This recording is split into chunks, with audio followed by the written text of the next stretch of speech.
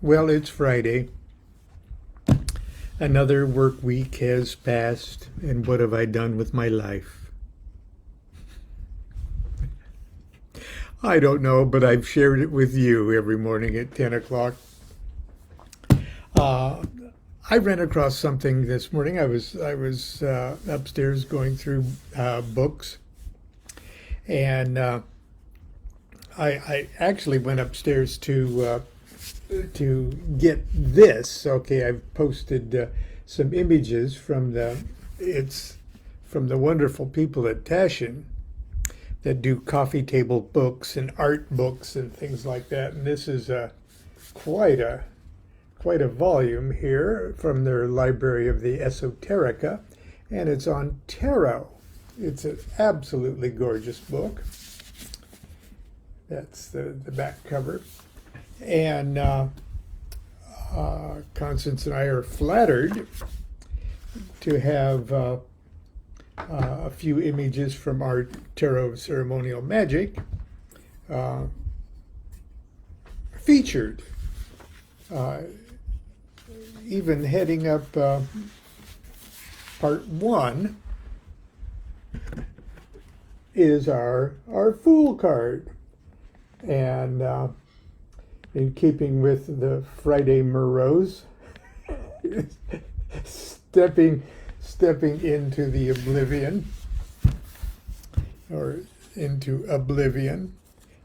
But anyway, and they feature a couple of my favorite images from Tarot Ceremonial Magic. Our Lust card, or the Strength card, and the heading up the Suit of Discs. There are 9 of discs there. There might be another image in there someplace. I just couldn't find it. But anyway, I thought I would share that with you. It was a nice gesture on their part, and of course, we're very proud of the Tarot of Ceremonial Magic. Let's see here. Let's get this out of our way. And but what I really wanted to do, and what I went upstairs to find, I have totally forgotten this little treat. Okay, it's a bonbon, is what we'd call it back in the old days. This is a literary bonbon, and good folks at Wiser offered a nice little sort of silverish ankh on a silk cord, and it includes a book. There's a book that goes with it.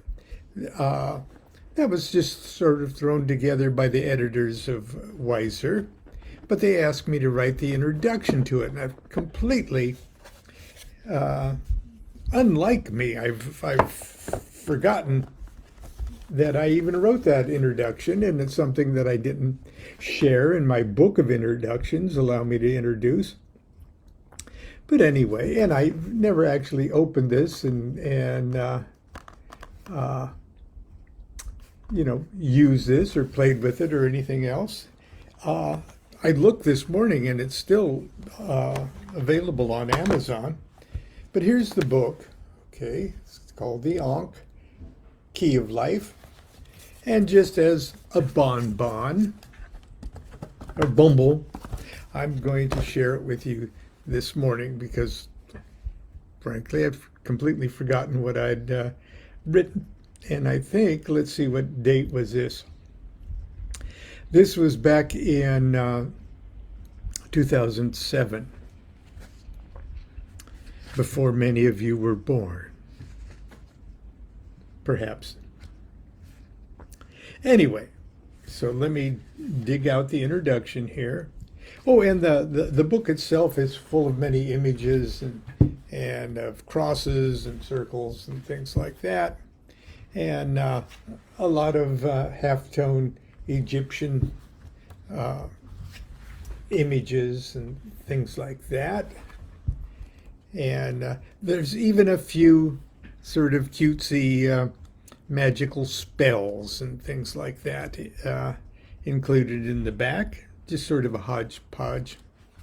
It's not meant to be a huge scholarly thing, and which is perfect for me because I'm not a huge scholar. So anyway, here's my introduction.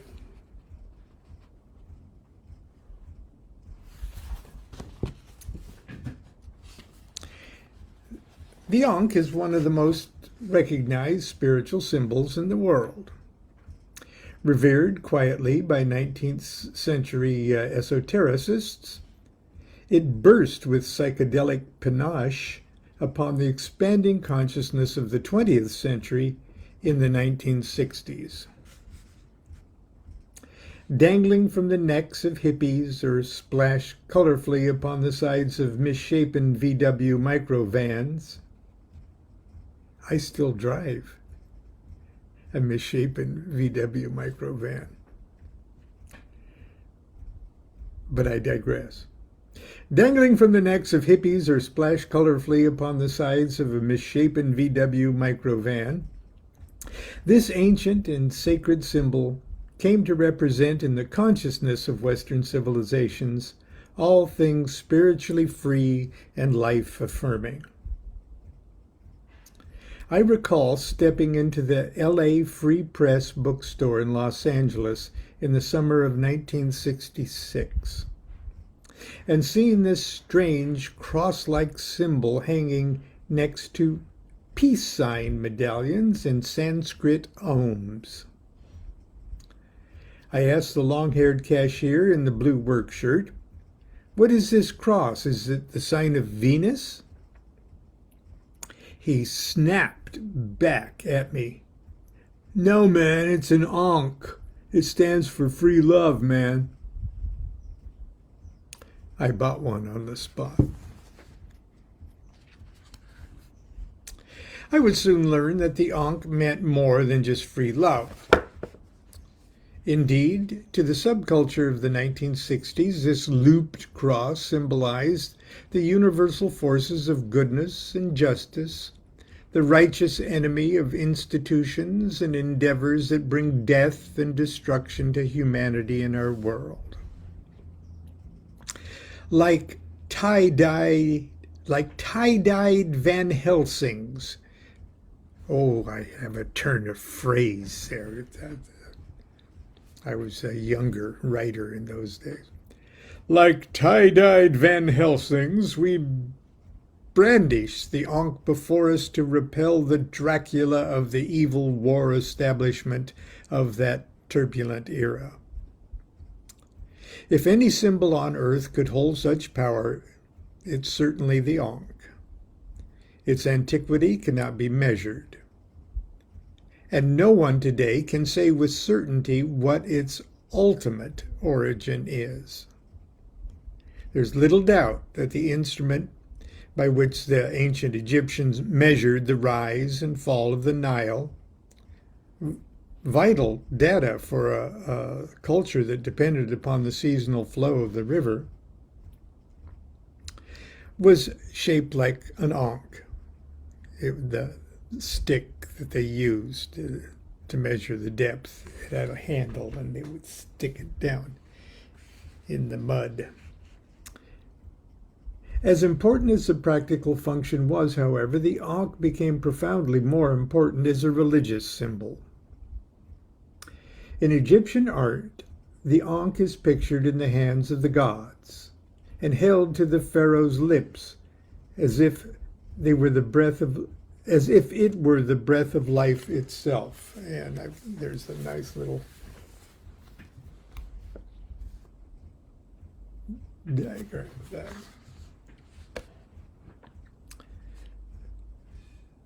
Let's see.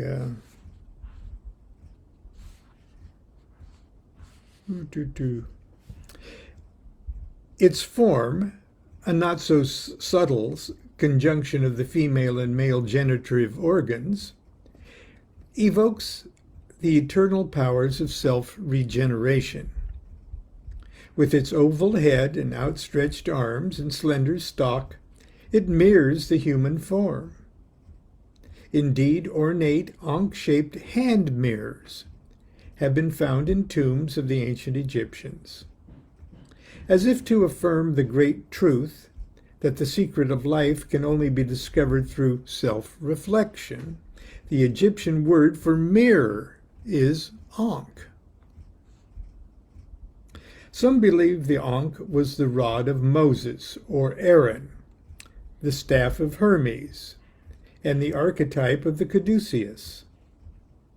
It might surprise you to learn that the ankh is still sacred to Coptic Christians in Egypt.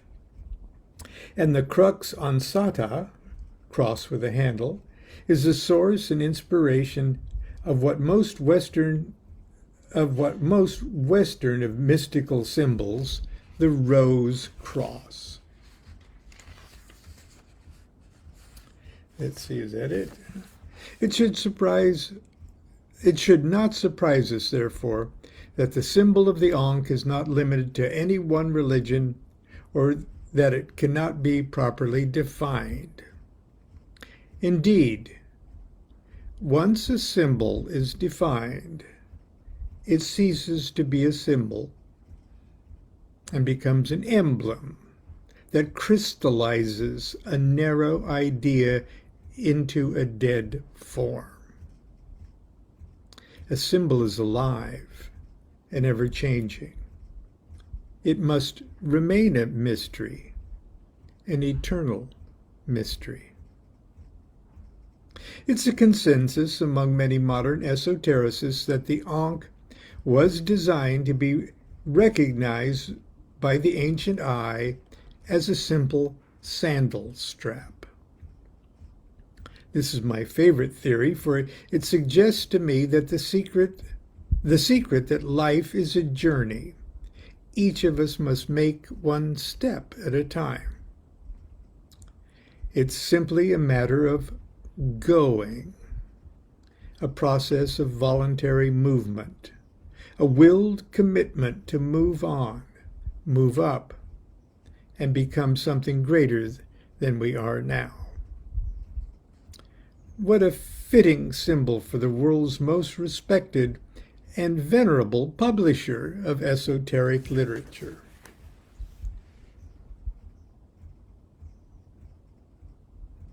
Now, ever since I first started studying esoteric things, astrology, Eastern mysticism, things like that, the little ankh on the spines of books published by, at first, Samuel Weiser, and then just Weiser, and then Weiser Books, has featured prominently in my library. As a matter of fact, early on, in the early 70s, I would line up my little Weiser collection of books to see the little ankhs side by side in my library shelf. And it's one of my greatest honors and my greatest pleasures to have my own books published by this incredible, literally venerable publishing company. I have other publishers too, but I like to say that I'm married to Weiser, but I sleep around a little. That's the way things are in the publishing business. Weiser can't accept everything that I write, and I'm lucky to have quite a few publishers. So anyway, that's enough for today. A little bonbon. I found something else upstairs yesterday that I haven't shared before, something I've written, and we'll take that tomorrow for Sunday school, or excuse me, for Saturday morning cartoons. So until then, I'm going to get into a cooler outfit because it's going to be about 111 today.